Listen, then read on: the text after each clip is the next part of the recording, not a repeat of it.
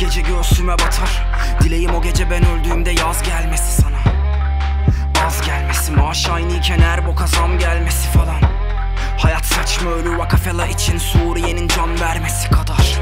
Yıkalım bu taşları, yakalım parayı ve son bulsun bu saçmalık. İçimde dökük ölü hazan acı günah. Yüzümde toplama kamplarının utançları. Kölesi oluyorsunuz pahalı kumaşlar. Buna yanaşmadım, gözüm kamaşmadı. Müziğim milyonlarca insana ulaşmadı. Çünkü kalemime para hırsı bulaşmadı. Bıktım doğruyu sevmek yalandan. Çok olmasa da gururluyum ekmek paramdan. Kovuldum 9 köyden fetret zamandan.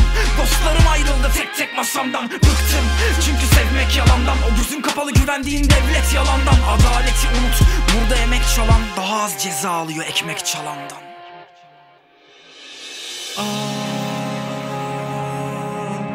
Al beni zaman. Biraz kırgınım şu dünyaya.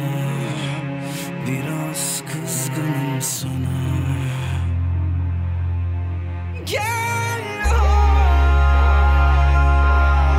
al beni zaman.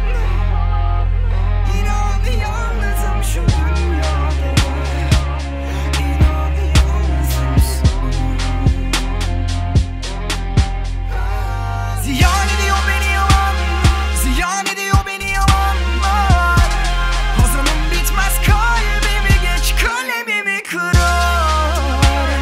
Ziyan oluyor geri kalanlar. Hazanım bitmez kalbimi geç kalemimi kırar. Yorgunum ama çabama sağlık.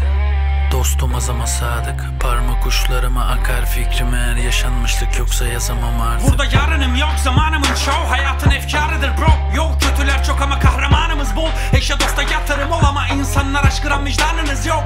Nasıl bir tantana bu? Yan yana dur. Hey istemedim hiçbir zaman şampara pul. İçimde kapkara ruh. İnsan en büyük düşmanı bir savaş. Ne yapacak aslana kul? Hayatla kirtin arama, yaramı göstermem sana. Sözünün arkasında dur ya da söz verme bana. İnsan savaş ister, barışa özlemle bakar. Barış olmayacaksa savaşta ölsem ne yazar? Şimdi susma, konuş ve vicdan ara. Çiftçi emekçi atıldı bir tarafa.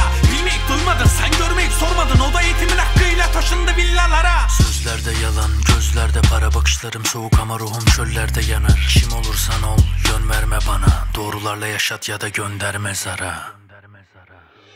Ziyan ediyor beni yalan. Ziyan ediyor